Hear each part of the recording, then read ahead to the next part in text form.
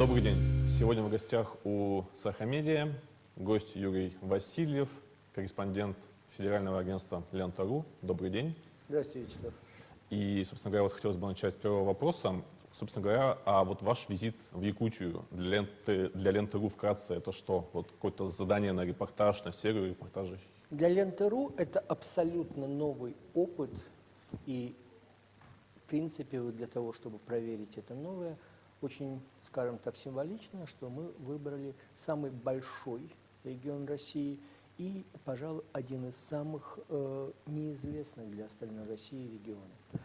Это не вполне обычное журналистское, скажем так, задание, хотя бы потому, что журналист приезжает достаточно ненадолго сейчас. Да, вот специальный корреспондент, каковым я имею честь являться, приезжает там на день, максимум 2, ну, допустим, 3, если это очень дальняя дорога, как, допустим, в этом году было в Воркуту.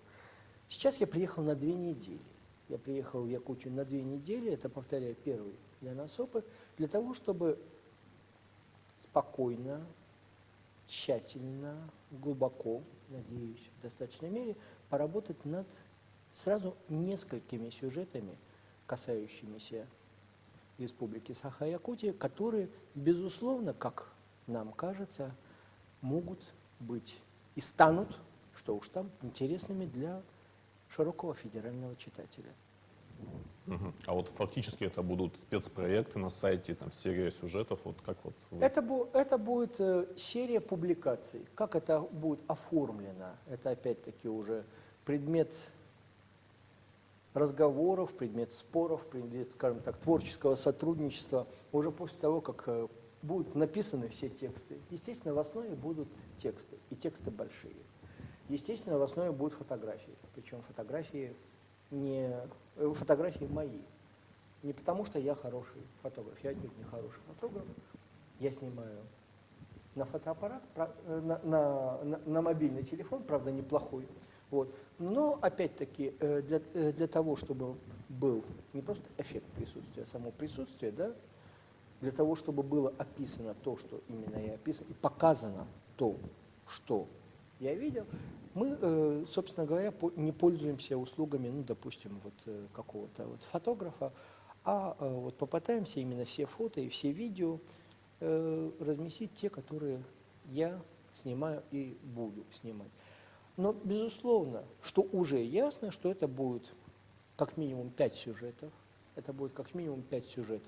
посвященных собственной республике, и еще, ну, минимум 1, это с выходом на не только республиканские проблемы, но и более, скажем так, широкого рода. Я имею в виду институт так называемого дальневосточного гектара.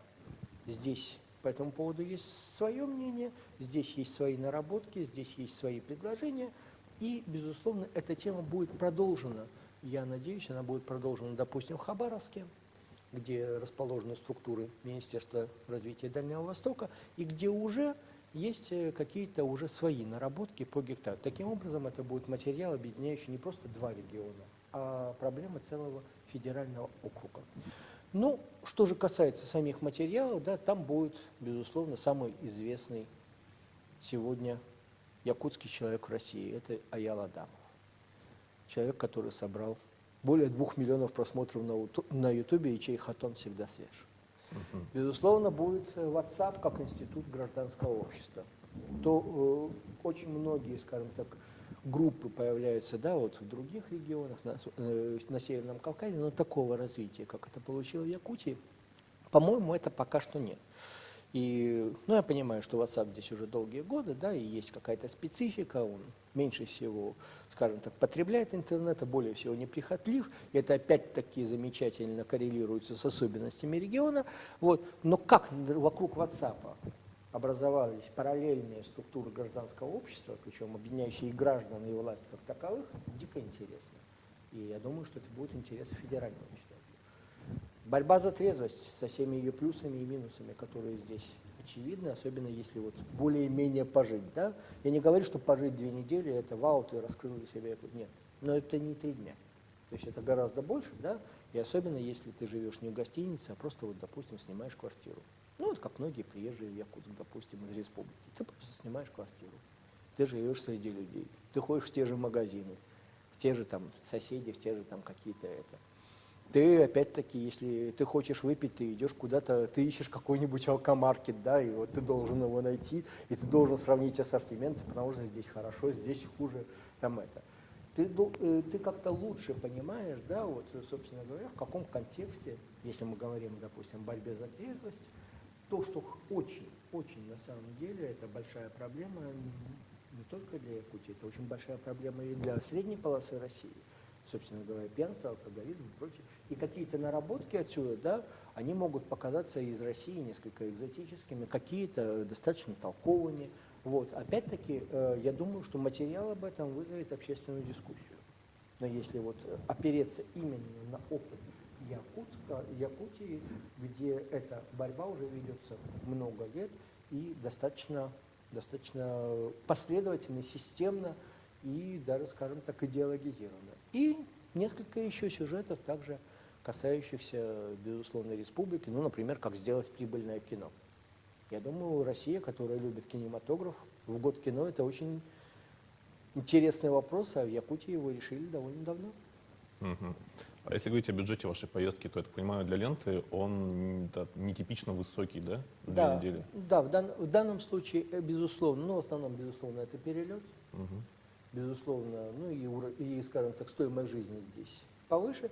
Но, опять-таки, если мы учитываем, что мы получаем не один, не два, а минимум 5 сюжетов, и более того, мы получаем еще заход на федеральный сюжет типа «Дальневосточная гитара», то моя редакция, и я за это очень благодарен, вот, решила, что это стоит свеч, решила, что открытие, скажем так, ну, называть вещи своими именами, такое попытка открытия Якутии федеральному читателю, вот именно, не писать про WhatsApp, допустим, из Москвы, хотя, допустим, есть замечательные опыты, есть замечательные статьи коллег, да, вот, которые по материалам якутской прессы и по, опять-таки, разговорам в социальных сетях, они собирали достаточно замечательные вещи, но здесь я просто, допустим, когда я почти сам, да, вот, участвую в истории, как, допустим, находят потерявшегося ребенка в детсаде, опять-таки, находят через WhatsApp, а потом его никуда не принимают, потому что говорят, что ты звезда WhatsApp, да? Но для того, чтобы это видеть здесь, это стоит очень... Это того стоит. Это, да, стоит дорого, но это того стоит. И да, это первый для нас эксперимент вот с таким глубоким погружением, да, и то, что выбран, скажем так, другой край российской географии, это, я думаю, абсолютно понятно и абсолютно оправдано. Вот, я что могу сказать? Я просто надеюсь, что вложенные редакции деньги, да, очень большие деньги, что они отобьются, скажем так, каждым кликом, но это просто я должен не оплошать. Мгм. Вот не могу не спросить, собственно говоря, вот история ленты же насчитывает два периода: старая лента и новая лента, да? Да. И по-любому, как бы вот все ваши сотрудники, кто сейчас работает в ленте, у них есть некий вот бэкграунд, вот, как бы сравнивает себя со старой лентой. Вот. Можете вот рассказать, так, приоткрыть инсайт, как это происходит, может быть, как-то вы сравниваете там посещаемость той ленты и этой? Вот. Вы знаете, какая штука? У меня несколько другая история. Я пришел в новую ленту. Мгм. Я пришел в новую ленту именно потому, что там стало создаваться то, чего не было в ленте старой. Мгм. Вот наряду с какими-то другими, скажем так, форматами, которые пробовались с другими, там стал создаваться отдел, посвященный проблематике российских регионов. То, чего не было в предыдущем варианте, в предыдущей инкарнации Ленты.ру. Поэтому я не могу сравнивать то, что есть, с тем, чего не было в данном случае. Вот, я могу только сказать, что то, что Лента.ру обратила вот уже 2 года назад, да, вот был создан этот отдел, который потом, вот так, он поработал где-то года полтора, потом сотрудники этого отдела, знаете, привили, да, вот, отношение к регионам, умение работать с регионом, кто-то в отдел политики, кто-то в отдел общества, кто-то новости. Я, допустим, стал вот именно спецкором по совершенно разному кругу вопросов. То есть у нас, да, вот я могу сказать, что вот то, что в новой редакции был создан региональный отдел, и он работал 1,5 года, и его сотрудники сейчас работают на совершенно разных моментах Ленты.ру, да, на совершенно разных участках Ленты.ру. Вот. Это то, что, безусловно, украсило новую редакцию, что стало ее отличать от прежней, а теперь и от всех остальных, потому что, опять-таки, как вы правильно говорите, ни одно другое издание не тратит такое количество денег, чтобы просто приехал корреспондент, просто в республику, просто описывать то, что там есть, да, безусловно, интересного, да, что, безусловно, привлечет читателя, но это же не горячие события, да? Я приехал не на горячее событие, я приехал для планомерной работы. И вот в данном случае вот это еще одно, опять-таки, отличие. Вот. В конце концов, внимание к своей стране, вот, мне кажется, это то, что должно быть присуще одному из главных действительно интернет-изданий, каковым сегодня являемся мы. Хотелось бы спросить вас еще про одну особенность вашего холдинга. Вот правда ли, что Мамут лично участвует вот в каких-то вот прямо вот даже мелких менеджерских решениях, да, насколько вот было заявлено, что он участвует лично в операционном управлении, да, холдингом. И вот чувствуете ли это вы как как рядовой сотрудник? Ну, я не знаком с господином Мамутом, поэтому вот за 2 года нас еще не знакомили, поэтому могу сказать, что я это как рядовой сотрудник не чувствую. Но я постоянно и плотно работаю с Алексеем Гориславским, который, собственно говоря, к которому я пришел, когда он был главным редактором Ленты.ру, который, собственно, с чьей подачи создавался отдел региона, а теперь Алексей Гориславский курирует все медиа холдинга Рамблер.ру в данном случае. Так что для меня, скажем так, тот главный человек, о ком говорите, это Алексей Гориславский. Мы обсуждаем с ним все сюжеты, мы обсуждаем с ним то, что будет. Мы обсуждаем то, что может быть интересно, ну, прежде всего, Ленте.ру, потому что есть стилистика, есть какие-то, да, и, допустим, ну, я не знаю, если когда-то будет в Рамблере создана группа спецкоров на весь издательский дом, наверное, это тоже будет интересный опыт, я с удовольствием в нем поучаствую. Пока все-таки есть какие-то, да, есть Газета.ру, есть Лента.ру, это все достаточно отдельно, в том числе и по кругу авторов. Вот. Но в данном случае вот, есть такой момент, что мы обсуждаем именно с Алексеем. И что-то могу предложить я, что-то могу предложить он. Допустим, Якутия возникла, мы давно подбирались вместе с ним, да, с разных концов, вот, но сам контур, да, вот нынешней поездки где-то около полугода назад сложился на медиафоруме ОНР, куда пригласили Алексея в качестве одного из участников, одного из спикеров, и где он познакомился с Андреем Никитиным, известным в Якутии, собственно говоря, медиадеятелем, и, соответственно, там был проявлен вот взаимный интерес к тому, что и уже мы с Андреем Никитиным набросали какие-то возможные сюжеты, я представил их Алексею, Алексей их одобрил, ну а дальше уже было дело техники. То есть, наверное, в данном случае на уровне всего холдинга как-то происходит так, что вы говорите, но моя даже не проблема, а моя специфика в том, что в редакции я бываю раз в месяц, от силы 2 раза в месяц. По той простой причине, что в Москве я бываю от силы 2 недели в месяц, и это в довольно разорванном режиме. Я бываю в редакции, опять-таки, чтобы скорректировать какие-то планы, чтобы держать руку на пульс, чтобы, опять-таки, хотя бы поздороваться с главным редактором Ленты, которым является Александр Белановский, вот, чтобы услышать, что хочет он, чтобы услышать, что хочет, собственно, редакция Ленты.ру. Вот это третий очень важный аспект, да? Вот. У нее же тоже есть свои пожелания, свои наработки. По тем же, допустим, каким-то поездкам. Вот какой-то еще сюжет. Вот разрабатывается в Ленте.ру, допустим, какие-то аспекты, ну, по тому же дальневосточному гектару, да? Вот проблема дальневосточного гектара, она возникла из разработки, собственно, редакционной. И я говорю, да, в Якутии есть свое видение этого вопроса, да, в Якутии есть свои, скажем так, особенности, но если после этого редакция опять-таки решит, что надо ехать в Хабаровск, то я тоже очень буду рад. Вот дальневосточный гектар возник именно вот как желание Ленты.ру. Я так понимаю, что ваши репортажи, ваш продукт выходит только в ленте.ру, да? Да. А со стороны Гориславского не было предложения, не знаю, как-то переупаковать и для других изданий холдинга, то есть использовать, грубо говоря, как бы один и тот же продукт несколько раз во всем холдинге? Ну, насколько я понимаю, этого нет. Ну, если не говорить о том, как разгонять по социальным сетям, это отдельный вопрос.